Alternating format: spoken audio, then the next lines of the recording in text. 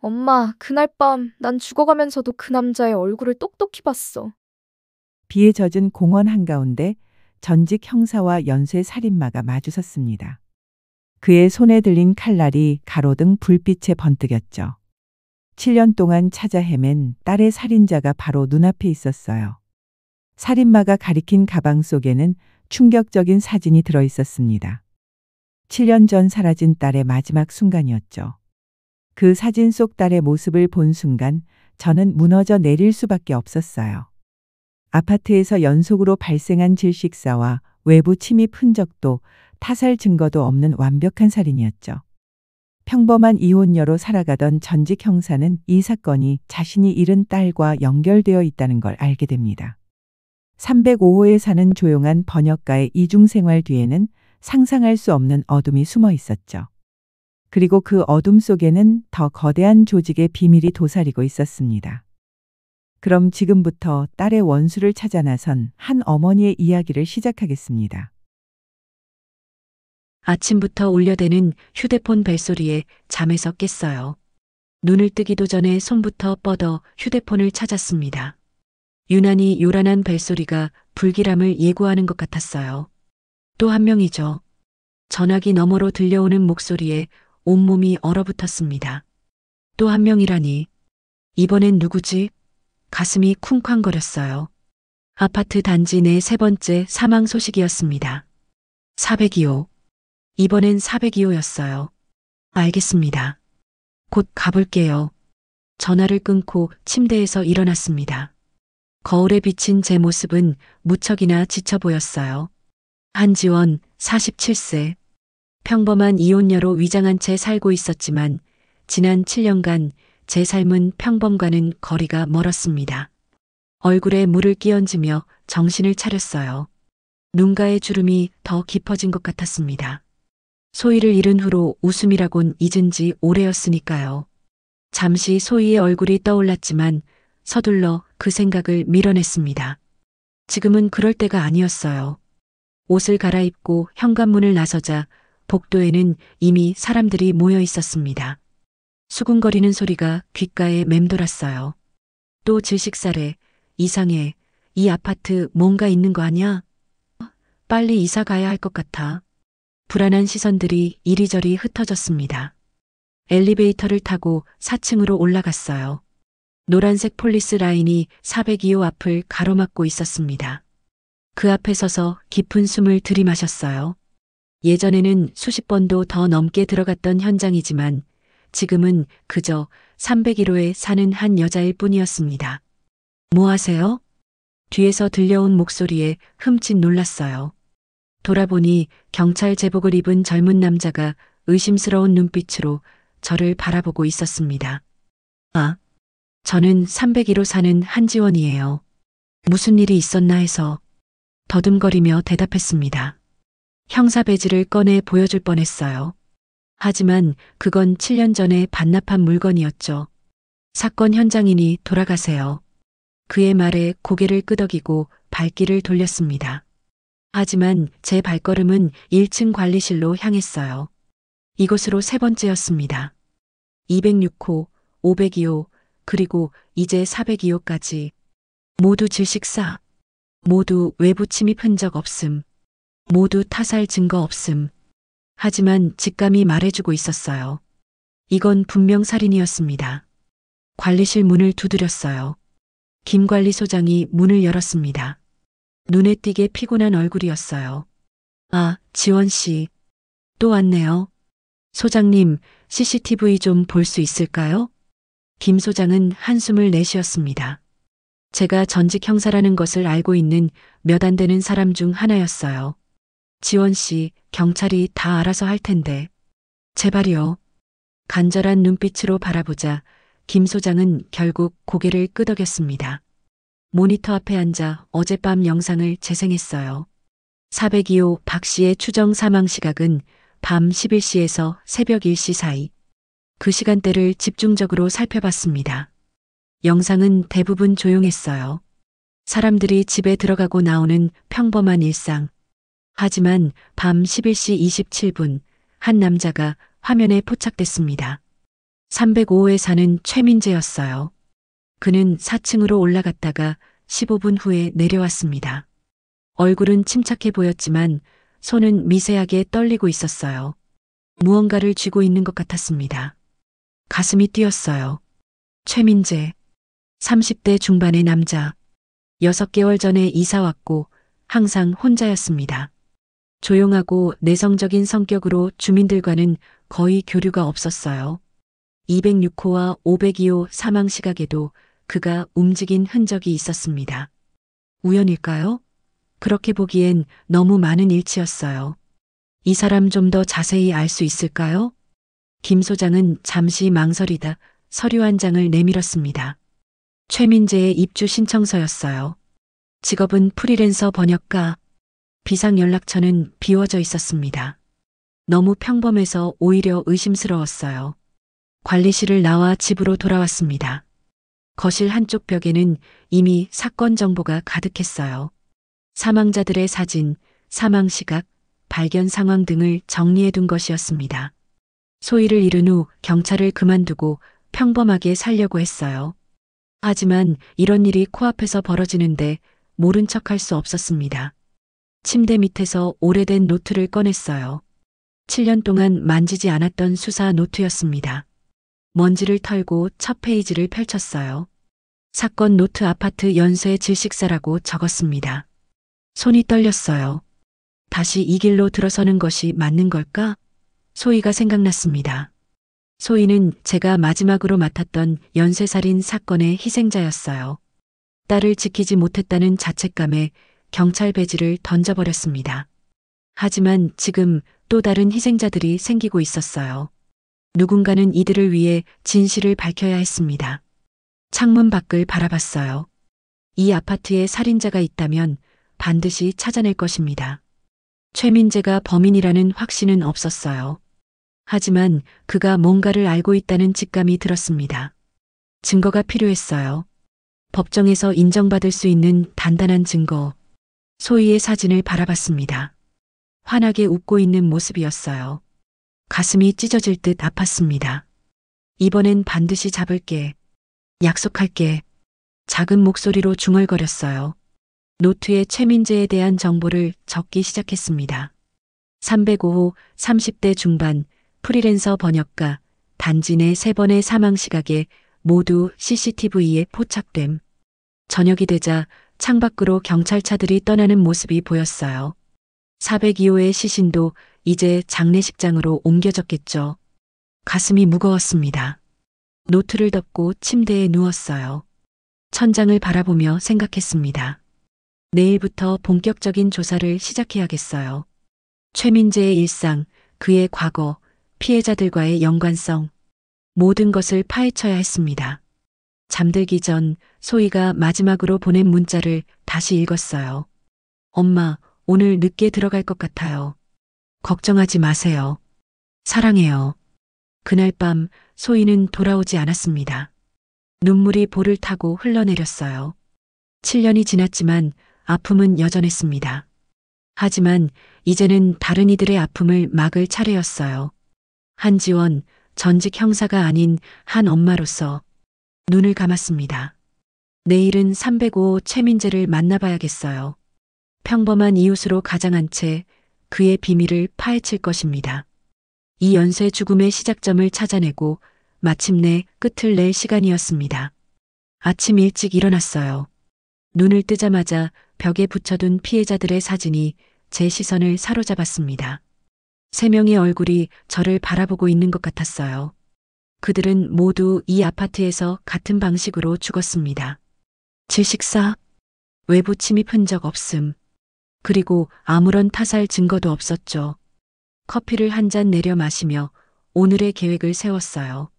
가장 먼저 피해자들 사이의 공통점을 찾아야 했습니다. 노트북을 켜고 제가 수집한 정보들을 정리했어요.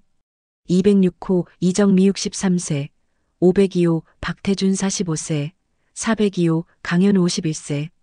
겉보기에는 아무런 연관성이 없어 보였습니다. 인터넷에서 세 사람에 대한 정보를 검색했어요. 소셜미디어, 뉴스 기사, 그 어떤 것에서도 공통점을 찾을 수 없었습니다. 답답함에 한숨이 나왔어요. 그때 문득 생각이 스쳤습니다. 관리실에 민원 기록이 있을지도 몰라요.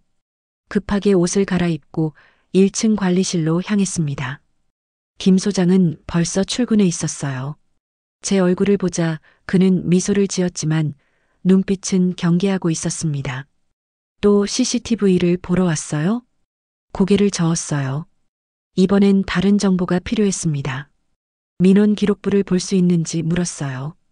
김 소장의 눈썹이 치켜 올라갔지만 이내 서랍에서 두꺼운 파일철을 꺼냈습니다. 형사 본능이 아직 살아있나 보네요. 그의 말에 쓴웃음이 나왔어요. 형사 본능이 아니라 어머니의 본능이었습니다. 소희를 잃은 후로 다시는 그런 비극이 일어나지 않길 바라는 마음이었죠. 민원 기록부를 펼쳐보니 놀라운 사실이 눈에 들어왔어요. 3명의 피해자들이 모두 경찰에 민원을 제기했던 기록이 있었습니다. 206호 이정민은 6개월 전 아파트 내 불법 주차 문제로 502호 박태주는 3개월 전 층간소음으로 402호 강현우는 한 달 전 쓰레기 무단 투기 문제로 각각 신고했었어요. 가슴이 쿵쾅거렸습니다. 이게 바로 연결고리였어요. 모두 경찰에 민원을 제기했던 사람들. 그리고 그 시기가 최민재가 이 아파트에 이사 온 이후였습니다. 떨리는 손으로 기록부를 넘겼어요. 또 다른 민원 제기자가 있는지 확인했습니다. 204호 김영숙. 2주 전에 층간소음 문제로 경찰에 신고한 기록이 있었어요. 가슴이 철렁 내려앉았습니다. 다음 희생자가 될 가능성이 높았어요. 관리실을 나와 휴대폰을 꺼냈습니다. 피해자들의 통화 기록을 확인할 방법이 필요했어요. 예전 동료인 정 형사에게 연락했습니다. 그는 제가 경찰을 그만둔 후에도 가끔 연락을 주고받던 몇 안 되는 사람 중 하나였어요. 정 형사의 도움으로 피해자들의 통화 기록을 받을 수 있었습니다. 3사람 모두 사망 전날 같은 번호로부터 통화를 받았어요. 발신자 표시가 없는 미지정 번호였습니다. 심장이 멎는 것 같았어요. 그 번호는 7년 전 소희가 마지막으로 통화했던 번호와 동일했습니다. 손이 떨려왔어요. 숨이 가빠졌습니다. 이건 우연이 아니었어요. 누군가 의도적으로 저를 향해 메시지를 보내고 있었습니다. 소희의 죽음과 이 연쇄살인 사이에 연관성이 있었어요. 심호흡을 하며 정신을 가다듬었습니다. 이성적으로 생각해야 했어요. 최민재와 이번호 사이의 연결고리를 찾아야 했습니다. 그를 감시할 계획을 세웠어요. 집으로 돌아와 창문 너머로 305호 방향을 바라봤습니다. 최민재의 일상을 파악하는 것이 우선이었어요. 노트북을 켜고 그에 대한 정보를 더 찾아보았습니다. SNS 계정은 거의 활동이 없었어요. 프로필 사진 한 장이 전부였습니다. 무표정한 얼굴, 평범한 외모. 너무 평범해서 오히려 의심스러웠어요. 오후가 되자 305호에서 최민재가 나오는 모습이 보였습니다. 검은색 면바지에 회색 셔츠를 입은 그는 마트 쇼핑백을 들고 있었어요. 얼른 모자를 쓰고 선글라스를 착용한 후 그를 따라 나섰습니다. 최민재는 단지 주변을 한 바퀴 돌았어요. 그의 걸음은 느긋했고 주변 사람들에게 친절하게 인사했습니다. 노인들에게는 고개를 깊이 숙이고 아이들에게는 미소를 지었어요. 완벽한 이웃의 모습이었습니다. 그는 근처 카페에 들어갔어요. 저도 따라 들어가 구석자리에 앉았습니다. 최민재는 노트북을 꺼내 무언가를 열심히 작업하고 있었어요. 2시간 동안 자리를 뜨지 않았습니다. 정말로 번역 일을 하는 것처럼 보였어요. 저녁이 되어서야 그는 카페를 나왔습니다. 다시 아파트로 돌아가는 길에 그는 잠시 204호 앞에 멈춰서서 문을 바라봤어요. 등줄기가 오싹해졌습니다. 김영숙의 집이었어요. 그는 곧 발길을 돌려 자신의 집으로 들어갔습니다. 어둠이 내리자 305호의 불이 꺼졌어요. 하지만 30분 후 최민재가 다시 나오는 모습이 CCTV에 포착됐습니다. 이번엔 전혀 다른 모습이었어요. 검은 후드티에 마스크, 장갑을 착용하고 있었습니다. 주변을 살피는 그의 눈빛은 날카로웠어요. 그는 지하 주차장으로 향했습니다. 제 심장은 빠르게 뛰고 있었어요. 서둘러 그를 따라갔지만 주차장에 도착했을 땐 이미 그의 모습은 보이지 않았습니다. 대신 작은 장치 하나가 기둥 뒤에 설치되어 있는 것을 발견했어요. 무선 카메라였습니다. 손이 떨렸어요. 이건 감시 장치였습니다. 누구를 감시하는 것일까? 카메라의 방향을 확인해 보니 204호 김영숙의 주차 구역을 향하고 있었어요. 최민재는 다음 희생자를 노리고 있었습니다. 카메라를 제거하진 않았어요. 대신 그 신호를 역추적할 수 있는 장치를 설치했습니다. 예전 경찰 시절 사용하던 장비였어요. 그가 어디서 신호를 받는지 알아낼 수 있을 거예요. 집으로 돌아와 노트북으로 신호를 추적했습니다. 신호는 305호로 들어가고 있었어요. 화면을 통해 카메라가 찍는 영상도 볼 수 있었습니다. 최민재는 김영숙의 일상을 철저히 관찰하고 있었어요. 노트에 새로운 정보들을 적었습니다. 피해자들의 공통점, 미지정 번호, 최민재의 이중생활. 모든 것이 연결되고 있었어요. 하지만 아직 결정적인 증거는 부족했습니다. 밤이 깊어가는데도 잠을 이룰 수 없었어요. 머릿속은 온통 소희 생각뿐이었습니다. 소희가 마지막으로 통화했던 그 번호, 그리고 지금 피해자들이 받았던 통화. 같은 사람이 전화를 걸었다면 소희의 죽음도 이 연쇄살인과 연관되어 있을 가능성이 컸어요. 컴퓨터 화면을 바라보며 생각했습니다. 최민재가 소희의 살인자일까? 아니면 그저 또 다른 피해자일 뿐일까? 화면 속에서 그는 평화롭게 잠들어 있었어요. 하지만 저는 그의 평온한 얼굴 뒤에 숨겨진 어둠을 느낄 수 있었습니다. 다음 날 아침 최민재가 집을 나서는 시간에 맞춰 복도에서 우연히 마주쳤어요. 그는 제게 환한 미소를 지었습니다. 눈가의 주름이 진실되어 보였어요. 좋은 아침이에요. 301호 아주머니. 그의 목소리는 부드럽고 따뜻했습니다. 평범한 이웃의 인사였어요. 하지만 제 눈은 그의 손에 들린 가방을 향했습니다. 어젯밤 설치한 카메라와 비슷한 장비가 살짝 보였어요. 오늘도 번역 일하러 가시나 봐요. 제 말에 그는 살짝 놀란 듯 했지만 곧 미소를 되찾았습니다. 그의 눈동자가 미세하게 흔들렸어요. 무언가 숨기고 있다는 신호였습니다. 네, 마감이 얼마 안 남아서요. 바쁜 하루가 될 것 같아요. 그는 가볍게 인사하고 엘리베이터로 향했습니다. 저는 그의 뒷모습을 바라보며 심장이 빠르게 뛰는 것을 느꼈어요. 이제 심리전이 시작되었습니다. 그에게 제가 무언가 알고 있다는 신호를 보낸 셈이었어요. 집으로 돌아와 204호 김영숙에게 경고해야 할지 고민했습니다. 하지만 아직 확실한 증거가 없었어요. 쓸데없는 공포를 주고 싶지 않았습니다. 대신 김영숙의 집 주변에 작은 감시 카메라를 몇 개 설치했어요. 최민재가 접근하면 바로 알 수 있도록요. 저녁이 되자 컴퓨터 화면을 통해 최민재의 움직임을 지켜봤습니다. 그는 평소와 다름없이 저녁을 먹고 책을 읽고 컴퓨터 작업을 했어요. 하지만 밤 10시가 되자 그의 행동이 달라졌습니다. 최민재는 서랍에서 작은 상자를 꺼냈어요. 그 안에는 주사기와 투명한 액체가 담긴 병이 있었습니다. 그는 조심스럽게 주사기에 액체를 채웠어요. 마스크와 장갑을 준비했습니다. 그리고 문 앞으로 향했어요. 심장이 미친 듯이 뛰었습니다. 그가 지금 행동을 개시하려 한다는 것을 직감했어요. 서둘러 옷을 갈아입고 문 밖으로 나섰습니다. 하지만 복도에는 아무도 없었어요. 카메라 화면을 다시 확인했습니다. 최민재는 여전히 집 안에 있었어요. 창문 앞에 서서 밖을 내다보고 있었습니다.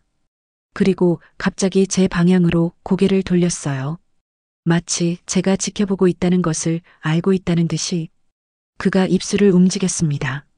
말소리는 들리지 않았지만 그의 입모양을 읽을 수 있었어요. 안녕하세요, 형사님. 온몸에 소름이 돋았습니다. 그는 저를 알고 있었어요. 제가 전직 형사라는 것을, 그리고 제가 그를 감시하고 있다는 것을 정확히 알고 있었습니다. 이 게임은 제가 생각했던 것보다 훨씬 더 위험했어요. 최민재는 단순한 살인마가 아니었습니다. 그는 계획적이고 치밀했어요. 그리고 지금 우리는 서로를 지켜보고 있었습니다. 204호 김영숙이 위험했어요. 하지만 더 큰 위험은 저에게 있을지도 모릅니다. 최민재가 다음 표적을 바꿀 가능성이 있었어요. 저를 향해 노트북을 닫고 깊은 숨을 내쉬었습니다. 이제 게임의 룰이 바뀌었어요. 더 이상 숨어서 관찰할 수만은 없었습니다. 직접 맞서야 할 시간이 왔어요. 소희를 위해, 그리고 더 이상의 희생자가 생기지 않도록. 아침 일찍 경찰서로 향했어요. 7년 만의 방문이었습니다. 심장이 미친 듯이 뛰었어요. 이곳에서의 마지막 기억은 소희를 잃은 후 배지를 내려놓던 순간이었으니까요. 경찰서 입구에 서서 깊은 숨을 들이마셨습니다. 이제 돌아갈 수 없는 강을 건너는 기분이었어요. 로비에 들어서자 익숙한 냄새가 코끝을 자극했습니다. 커피와 종이, 그리고 긴장감이 뒤섞인 공기. 마치 어제 퇴근했던 것처럼 모든 것이 익숙했어요. 접수대에서 방문증을 받고 오상철 경정을 찾는다고 말했습니다. 오상철 경정. 제 전 상관이자 소희 사건을 함께 수사했던 유일한 동료였어요.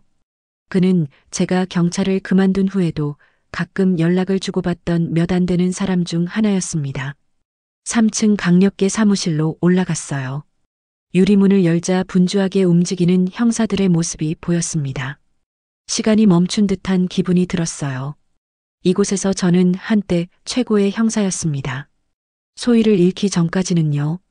오상철 경정의 방으로 향했어요. 문을 두드리자 익숙한 목소리가 들려왔습니다.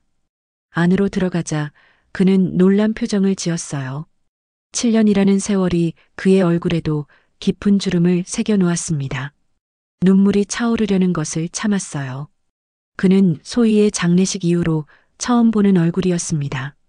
마지막으로 만났을 때 그는 제게 포기하지 말라고 했었죠. 하지만 저는 모든 것을 내려놓고 도망쳤어요. 오상철 경정은 저를 반갑게 맞아주었습니다. 그의 따뜻한 미소에 가슴이 아팠어요. 제가 그를 찾아온 이유를 설명했습니다. 아파트 연쇄살인 사건, 피해자들의 공통점, 최민재에 대한 의심, 그리고 소희의 마지막 통화와 동일한 번호, 모든 것을 털어놓았어요. 그는 조용히 들었습니다. 그의 표정이 점점 굳어갔어요. 제 이야기가 끝나자 그는 깊은 한숨을 내쉬었습니다. 이건 단순한 연쇄살인이 아니라는 것을 그도 직감한 것 같았어요. 오상철 경정은 컴퓨터를 켜고 전국 미제 사건 데이터베이스에 접속했습니다. 그의 손가락이 키보드 위를 빠르게 움직였어요. 화면에 수많은 파일들이 나타났습니다. 그는 특정 키워드로 검색을 했어요. 질식사 외부 침입 흔적 없음, 사망 전 미지정 번호 통화. 검색 결과가 나타났습니다. 숨이 멎는 것 같았어요.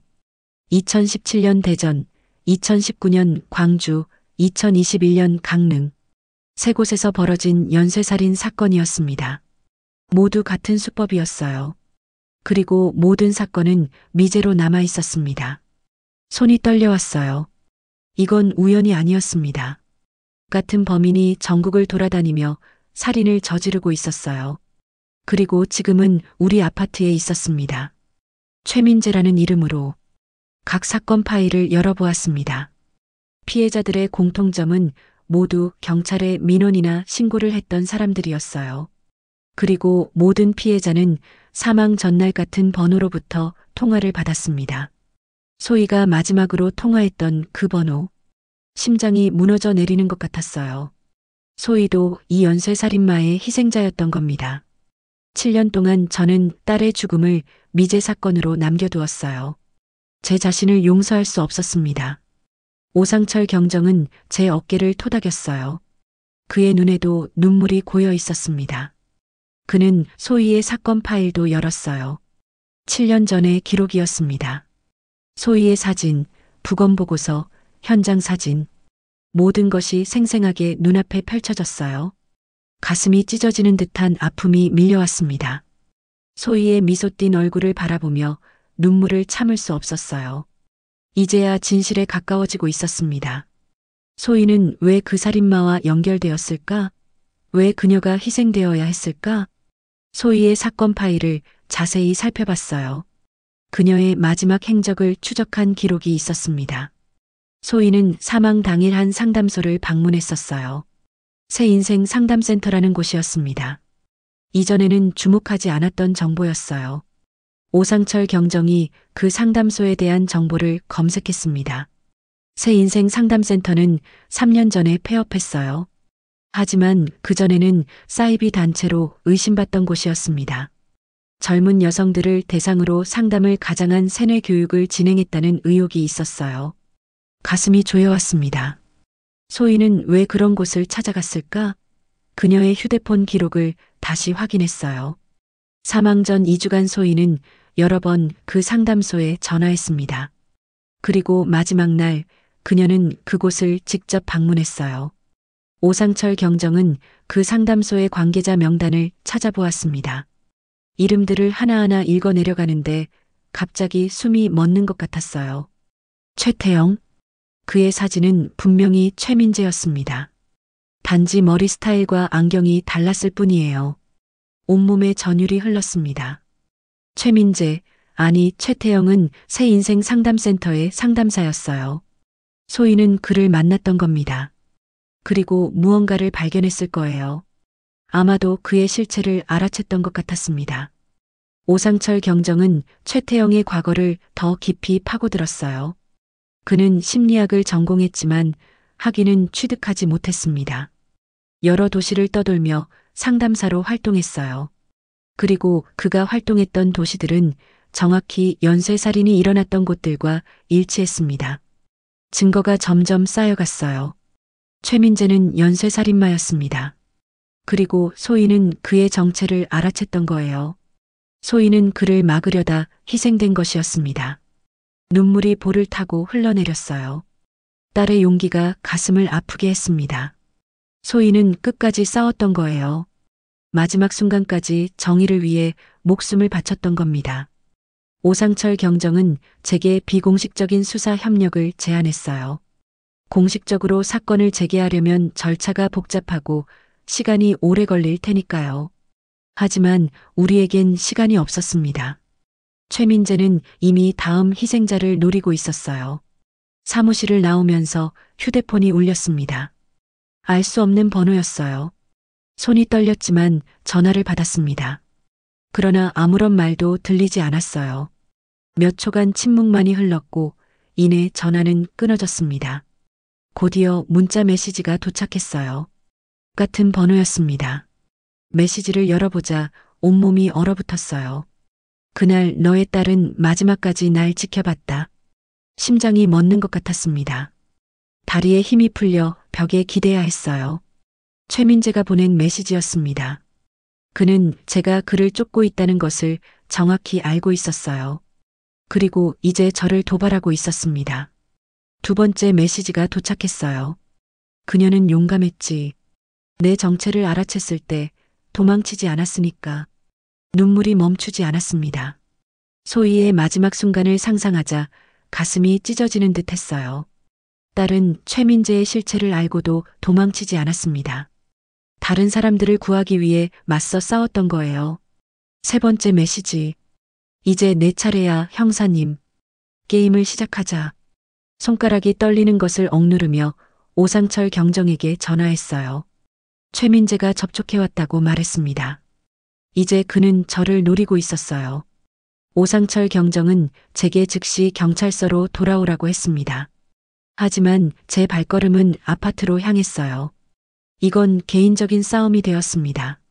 소희의 원수를 갚아야 했어요. 그리고 더 이상의 희생자가 나오지 않도록 최민재를 멈춰야 했습니다. 아파트에 도착하자 불안한 예감이 들었어요.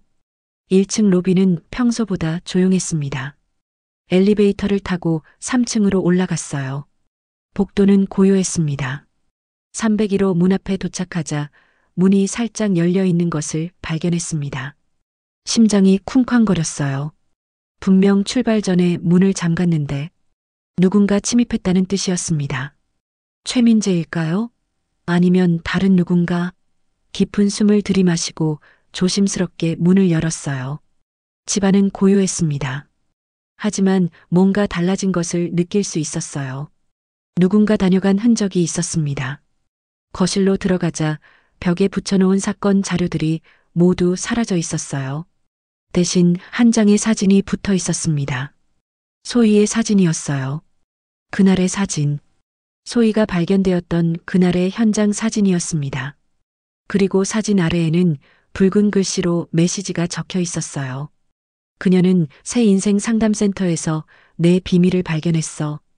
그리고 너무 많은 것을 알게 되었지. 다리에 힘이 풀렸어요. 소파에 주저앉았습니다. 눈물이 볼을 타고 흘러내렸어요. 소희는 최민재의 살인 행각을 알아챘던 겁니다. 그리고 그를 막으려 했던 거예요. 서랍에서 오래된 일기장을 꺼냈습니다. 소희의 일기장이었어요.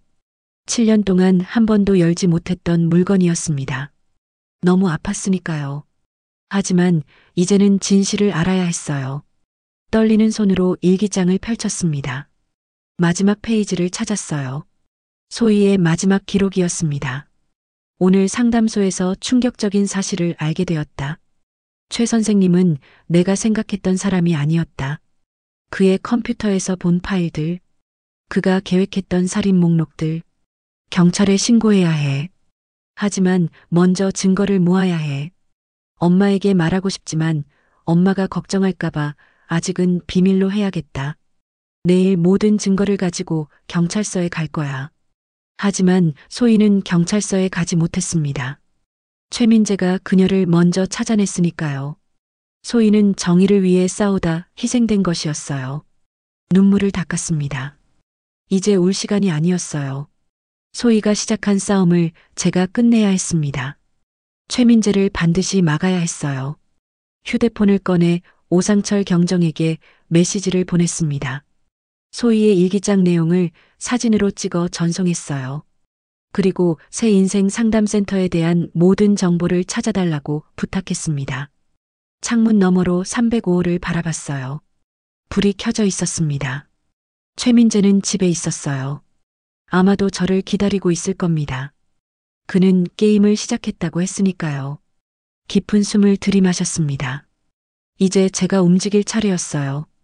소희를 위해, 그리고 더 이상의 희생자가 생기지 않도록. 최민재와의 싸움은 이제 막 시작되었습니다. 밤이 깊어가는데도 잠을 이룰 수 없었어요. 창문 너머로 305호를 지켜보며 최민재의 움직임을 예의주시했습니다. 그의 집은 어둠에 잠겨 있었지만 어쩐지 그가 깨어 있다는 느낌이 들었어요. 그도 저를 지켜보고 있을 것만 같았습니다. 노트북 화면을 통해 감시 카메라 영상을 확인했어요. 204호 김영숙의 현관문 앞에 설치한 카메라였습니다.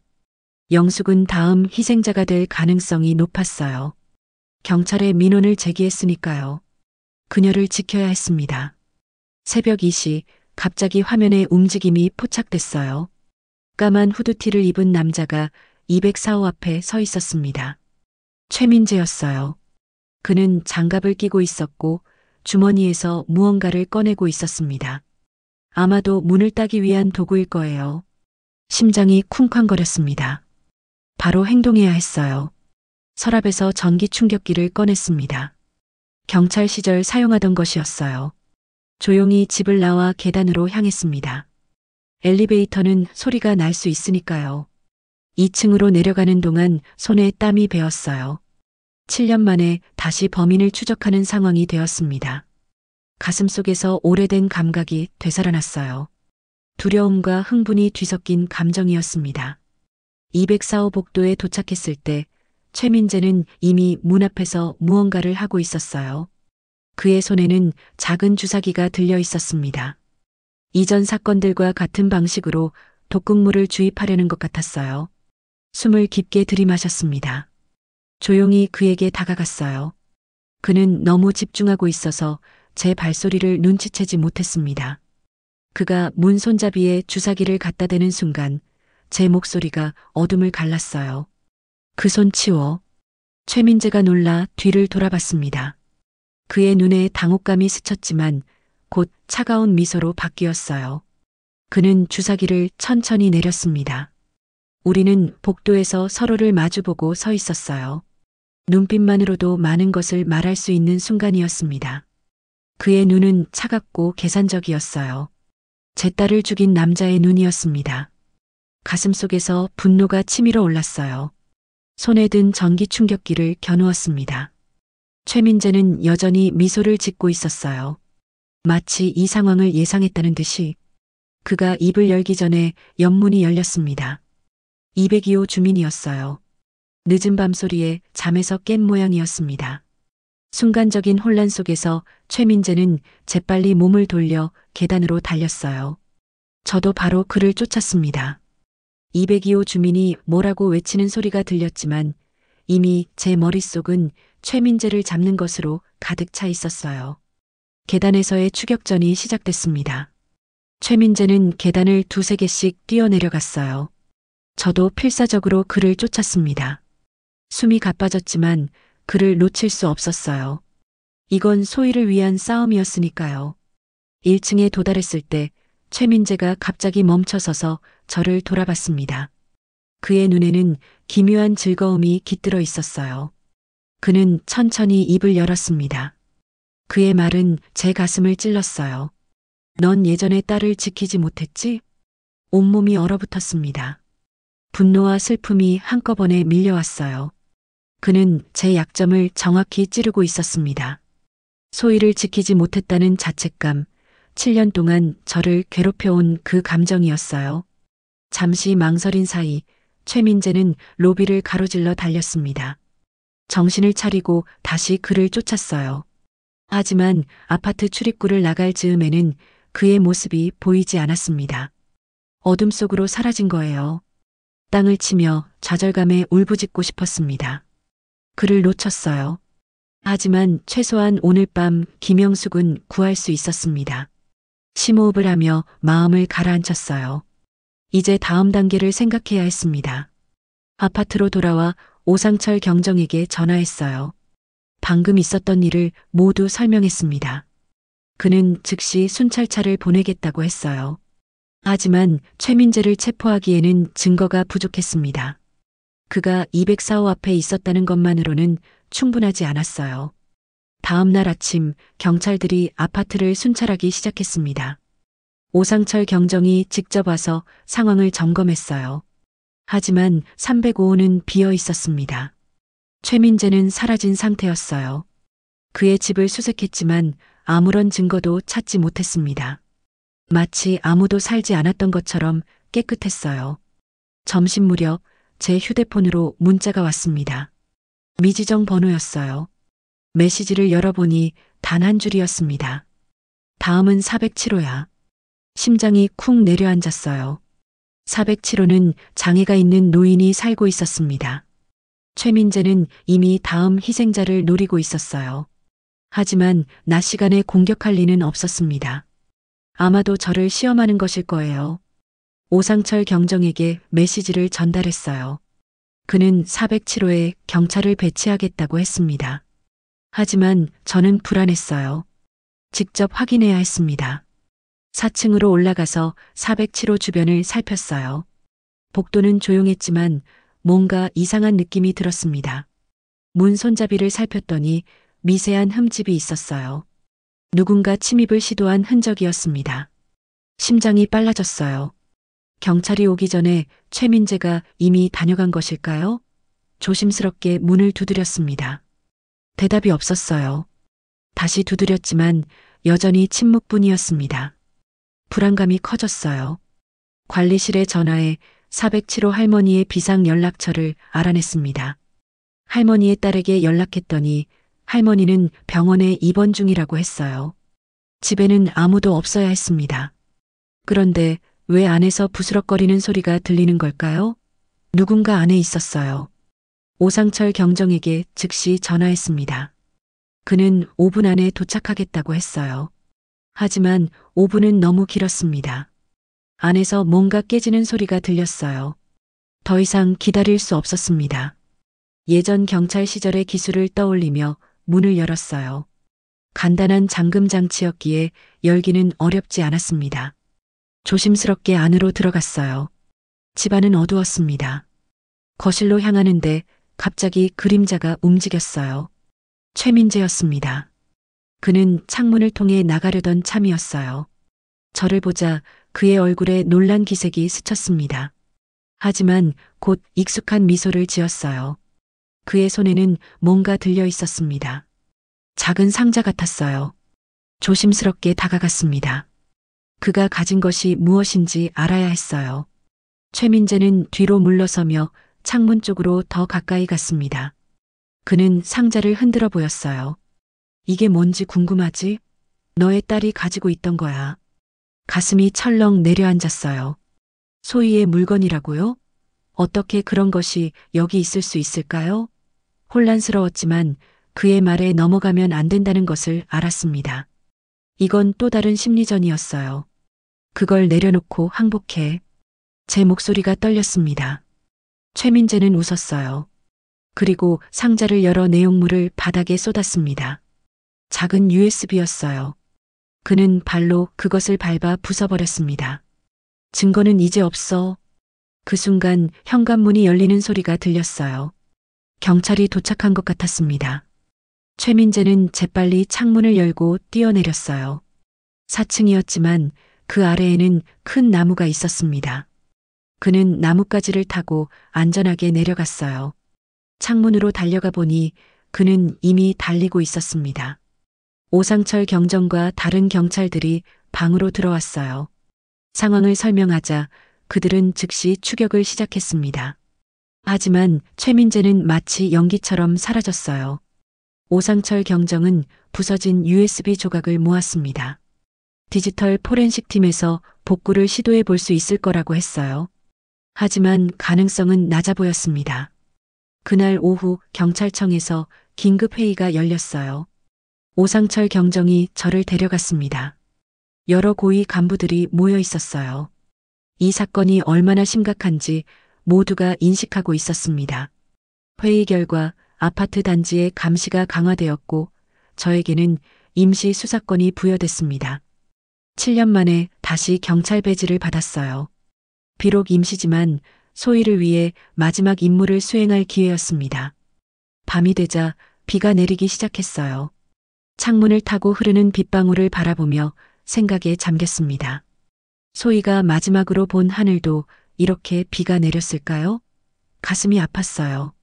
휴대폰이 울렸습니다. 미지정 번호였어요.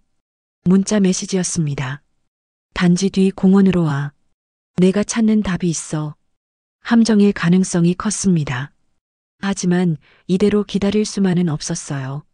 오상철 경정에게 연락했습니다. 그는 즉시 지원팀을 보내겠다고 했어요. 하지만 제가 먼저 가볼 테니 10분만 시간을 달라고 부탁했습니다. 비옷을 입고 단지 뒤 공원으로 향했어요. 비는 계속 내리고 있었습니다. 공원은 어둠에 잠겨 있었어요. 가로등 불빛만이 희미하게 주변을 비추고 있었습니다. 중앙 벤치에 누군가 앉아 있는 것이 보였어요. 최민재였습니다. 그는 우산도 없이 비를 맞고 있었어요. 그에게 다가갔습니다. 손에는 전기 충격기를 꼭 쥐고 있었어요. 최민재는 저를 보자 미소를 지었습니다. 그의 옷은 비에 흠뻑 젖어 있었어요. 그는 벤치 옆에 놓인 가방을 가리켰습니다. 내가 원하는 게 저기 있어. 조심스럽게 가방에 다가갔어요. 최민재는 움직이지 않았습니다. 가방을 열어보니 소희의 사진이 있었어요. 7년 전 그녀가 새 인생 상담센터에 갔을 때 찍힌 사진이었습니다. 사진 속 소희는 미소를 짓고 있었어요. 그리고 그 옆에는 최민재가 서 있었습니다. 그들은 마치 친구처럼 보였어요. 하지만 소희의 눈에는 뭔가 의심스러운 기색이 있었습니다. 이미 그때 그녀는 무언가를 눈치챘던 걸까요? 사진을 보는 순간 눈물이 흘러내렸습니다. 7년 만에 보는 소희의 마지막 순간이었어요. 가슴이 찢어지는 듯한 아픔이 밀려왔습니다. 최민재는 그런 제 모습을 가만히 지켜보고 있었어요. 그의 눈에는 기묘한 감정이 어려 있었습니다. 승리감일까요? 아니면 다른 무언가? 왜 이걸 보여주는 거지? 제 목소리가 떨렸어요. 최민재는 천천히 일어났습니다. 그의 손에도 뭔가가 들려 있었어요. 작은 칼이었습니다. 이제 게임을 끝낼 시간이야. 그의 말에 몸이 긴장했어요. 경찰 지원팀이 오기까지 아직 시간이 남아 있었습니다. 그때까지 그를 붙잡아 두어야 했어요. 빗속에서 우리는 서로를 마주보고 서 있었습니다. 소희의 사진을 사이에 두고 살인마와 어머니가 마주한 운명의 순간이었어요. 그리고 이제 모든 것을 끝낼 시간이었습니다. 비는 더욱 거세게 내리고 있었어요. 최민재와 제가 공원 한가운데서 마주보고 서 있는 동안 빗방울은 우리의 얼굴을 타고 흘러내렸습니다. 그의 손에 들린 칼이 가로등 불빛에 번뜩였어요. 심장이 쿵쾅거렸습니다. 이제 모든 것이 끝날 시간이었어요. 최민재가 한 걸음 다가왔습니다. 그의 눈빛은 냉정했지만 어딘가 불안정해 보였어요. 마치 내면에서 무언가가 그를 갉아먹고 있는 것 같았습니다. 저는 소희의 사진을 꼭 쥐고 그를 마주했어요. 그가 갑자기 달려들었습니다. 칼을 휘두르는 손동작이 예리했어요. 경찰 훈련이 몸에 배어있던 저는 재빨리 몸을 피했습니다. 그의 칼이 공기를 가르며 지나갔어요. 균형을 잃은 그가 비에 젖은 땅에 미끄러졌습니다. 그 순간을 놓치지 않고 전기 충격기를 그의 몸에 접촉시켰어요. 최민재의 몸이 경직되었습니다. 그가 쓰러지는 순간 주변에서 여러 명의 경찰들이 뛰어나왔어요. 오상철 경정이 이끄는 지원팀이었습니다. 최민재는 바닥에 엎드린 채 저항하지 않았어요. 그의 눈에는 이상하게도 안도감이 서려 있었습니다.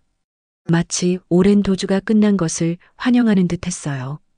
경찰들이 그에게 수갑을 채웠습니다. 가슴속에서 복잡한 감정이 솟구쳤어요. 7년 동안 찾아 헤맨 딸의 살인자를 마침내 체포한 순간이었습니다. 복수심, 안도감, 슬픔, 그리고 묘한 공허함까지 모든 감정이 한꺼번에 밀려왔어요. 빗속에서 소희의 사진을 바라보았습니다. 눈물이 빗방울과 섞여 흘러내렸어요. 소희야, 이제 내 원수를 갚았어. 하지만 왜 이렇게 가슴이 아플까? 딸을 되찾을 수는 없는 노릇이니까요. 경찰서 취조실에서 최민재의 신문이 시작됐습니다. 저는 거울 너머에서 그 광경을 지켜봤어요. 오상철 경정이 직접 신문을 진행했습니다. 최민재는 처음에는 입을 열지 않았어요. 하지만 증거가 하나둘 제시되자 그의 태도가 변하기 시작했습니다. 3시간의 신문 끝에 그가 마침내 입을 열었어요. 그의 자백은 충격적이었습니다. 최민재, 아니 최태영은 사이비 종교단체 사랑의 회복의 일원이었어요. 이 단체는 겉으로는 상담소를 운영하며 심리적 어려움을 겪는 사람들을 돕는 척했지만 실제로는 세뇌와 착취를 일삼는 조직이었습니다. 최태영은 이 단체에서 10년 동안 활동했어요. 그는 선별자라고 불렸습니다. 경찰에 민원이나 신고를 하는 사람들을 찾아내 제거하는 역할이었어요. 경찰에 접근하는 사람들은 단체의 비밀을 위협할 수 있다고 여겨졌기 때문이었습니다. 그의 자백은 계속됐어요. 단체의 실질적인 지도자는 장석준이라는 인물이었습니다. 장석준은 전국에 여러 개의 가짜 상담소를 운영하며 광범위한 세뇌 조직을 구축했어요. 그들은 취약한 사람들을 포섭해 세뇌시킨 후 단체를 위해 일하도록 강요했습니다. 소희는 우연히 이 사실을 알게 되었어요. 그녀는 친구의 소개로 새 인생 상담센터를 방문했다가 최태영의 컴퓨터에서 살인 목록을 발견했습니다. 그리고 용기 있게 이를 막으려 했지만 결국 그의 손에 희생되었어요. 최태영의 자백을 들으며 가슴이 조여왔습니다. 소희가 얼마나 두려웠을까? 하지만 그녀는 끝까지 용기를 잃지 않았어요. 그것이 제 딸이었습니다. 자랑스럽고 용감한 소희. 자백이 끝난 후 오상철 경정이 취조실을 나왔어요. 그의 표정은 심각했습니다. 최태영의 자백을 바탕으로 장석준을 추적하기 시작했어요. 전국에 흩어져 있는 사랑의 회복 조직원들을 일제히 체포하기 위한 작전이 시작됐습니다. 그날 밤 저는 잠을 이루지 못했어요. 소희의 사진을 바라보며 많은 생각이 머릿속을 맴돌았습니다. 그녀의 희생이 있었기에 더 많은 생명을 구할 수 있게 되었어요. 하지만 그것이 제 가슴속 빈자리를 채워줄 수는 없었습니다. 다음 날 아침 오상철 경정으로부터 전화가 왔어요. 장석준의 위치를 파악했다는 소식이었습니다. 경기도 외곽의 한 컨테이너 마을에 본부를 두고 있었어요. 그곳에는 세뇌된 사람들이 집단 생활을 하고 있었습니다. 특수부대와 함께 급습 작전에 참여하게 됐어요. 7년 만에 다시 경찰 조끼를 입고 현장에 나가는 기분은 묘했습니다. 가슴 한켠에는 소희의 사진을 넣었어요. 그녀와 함께 이 일을 끝내고 싶었습니다. 새벽녘 우리는 컨테이너 마을을 포위했어요. 신호와 함께 모든 출입구로 진입했습니다. 저는 오상철 경정과 함께 중앙 컨테이너로 향했어요. 그곳이 장석준의 거처였습니다. 문을 박차고 들어가자 장석준이 책상 앞에 앉아 있었어요. 50대 중반의 남자였습니다. 놀랍도록 평범한 외모였어요. 하지만 그의 눈빛에는 광기가 서려 있었습니다. 그는 저항하지 않고 체포되었어요. 건물 안을 수색하며 여러 방을 확인했습니다. 각 방에는 사람들이 있었어요. 모두 무표정한 얼굴로 벽만 바라보고 있었습니다. 세뇌된 희생자들이었어요. 심장이 무거워졌습니다.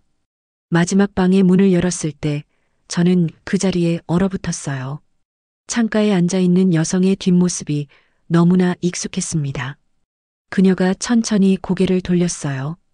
눈이 마주쳤을 때 숨이 멎는 것 같았습니다. 지영, 제 언니였어요. 10년 전에 실종된 언니였습니다. 그녀는 저를 알아보지 못했어요. 공허한 눈빛으로 저를 바라볼 뿐이었습니다.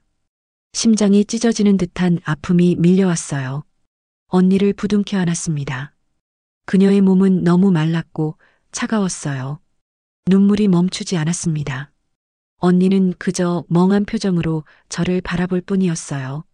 그녀의 영혼은 이미 사라진 것 같았습니다. 모든 희생자들은 병원으로 이송됐어요. 지영도 정신과 치료를 받게 되었습니다. 의사는 그녀가 장기간 약물과 세뇌 교육을 받았을 것이라고 했어요. 회복 가능성은 있지만 시간이 많이 필요할 거라고 했습니다. 경찰청에서 사건 보고회가 열렸어요. 사랑의 회복 조직은 전국적으로 최소 500명 이상의 희생자를 만들어낸 것으로 추정됐습니다.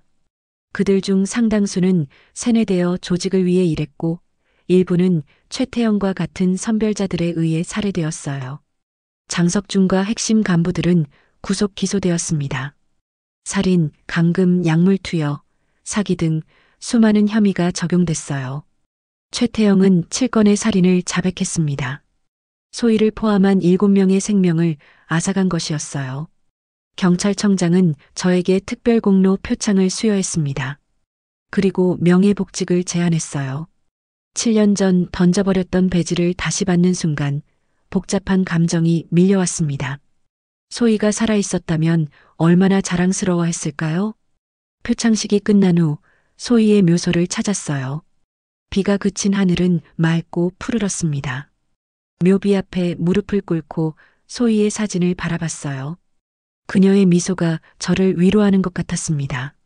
소희야, 이제 모든 게 끝났어. 내가 시작한 일을 엄마가 마무리했어. 눈물이 볼을 타고 흘러내렸습니다.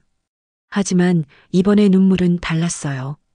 후회와 자책의 눈물이 아니라 그리움과 자랑스러움의 눈물이었습니다. 병원에서는 지영의 치료가 시작됐어요. 의사는 언니의 상태가 생각보다 양호하다고 했습니다. 그녀의 의식 깊은 곳에는 여전히 기억이 남아 있었어요. 치료를 통해 서서히 회복될 수 있을 거라고 했습니다. 매일 병원을 찾아 언니와 시간을 보냈어요. 처음에는 그저 창밖만 바라보던 언니였지만 조금씩 변화가 생겼습니다. 어느 날 그녀가 제 이름을 불렀어요. 그 순간의 기쁨은 말로 표현할 수 없었습니다. 아파트로 돌아온 저는 모든 것을 정리하기 시작했어요. 더 이상 벽에 사건 자료를 붙여둘 필요가 없었습니다. 대신 소희와 지영의 사진을 걸었어요. 그리고 제 경찰 배지도 함께요.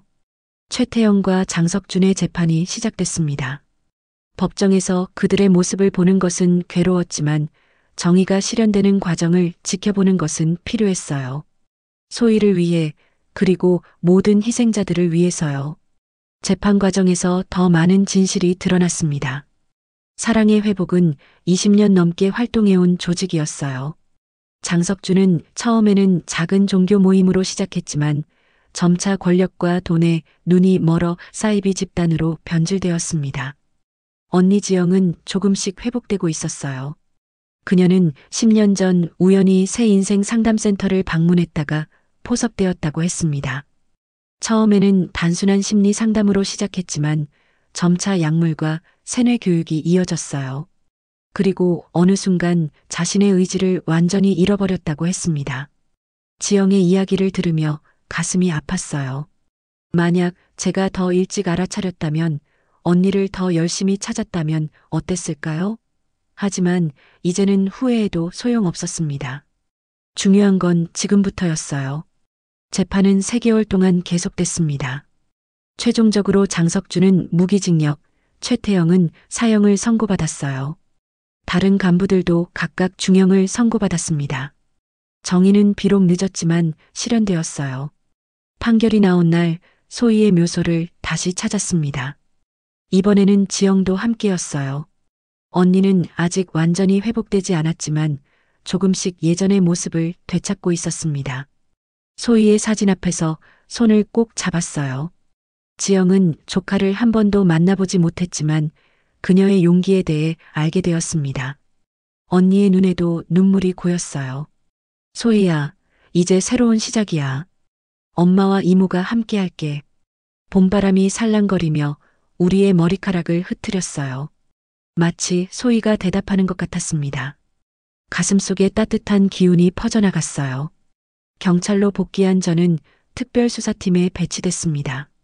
사이비 종교와 유사 상담기관의 범죄를 전담하는 팀이었어요. 제 경험을 살려 더 많은 사람들을 구하고 싶었습니다. 지영은 제 집에서 함께 살기 시작했어요. 서로의 상처를 보듬으며 조금씩 일상을 회복해 나갔습니다. 때로는 지영이 갑자기 혼란스러워하거나 악몽에 시달리기도 했지만 우리는 함께 그 시간을 견뎌냈어요. 아파트를 떠나 새로운 집으로 이사했습니다. 소희의 기억이 담긴 물건들을 조심스럽게 정리하고 새로운 공간에 그녀의 자리를 만들었어요. 이제는 슬픔보다 그녀의 용기와 사랑을 기억하고 싶었습니다. 매년 소희의 생일이 되면 작은 기념식을 열었어요. 지영과 함께, 그리고 오상철 경정도 초대했습니다. 소희의 사진 앞에서 케이크에 촛불을 불며 그녀의 삶을 축하했어요. 시간이 흐르면서 아픔은 조금씩 무뎌졌지만 소희에 대한 사랑은 변함없었습니다. 그녀가 보여준 용기와 정의감은 제 삶의 나침반이 되었어요. 딸을 잃은 슬픔을 딛고 그녀가 시작한 정의를 이어가는 것. 그것이 제가 선택한 길이었습니다. 어느 평화로운 저녁, 지영과 함께 소희의 앨범을 보고 있었어요. 사진 속에서 환하게 웃고 있는 소희의 모습이 가슴을 따뜻하게 했습니다. 이제 우리는 과거의 그림자에서 벗어나 새로운 미래를 향해 나아가고 있었어요. 소희야, 고마워. 내가 있어서 엄마는 더 강해질 수 있었어. 창밖으로 별이 빛나는 밤하늘을 바라보았습니다. 어딘가에서 소희도 우리를 지켜보고 있을 거예요.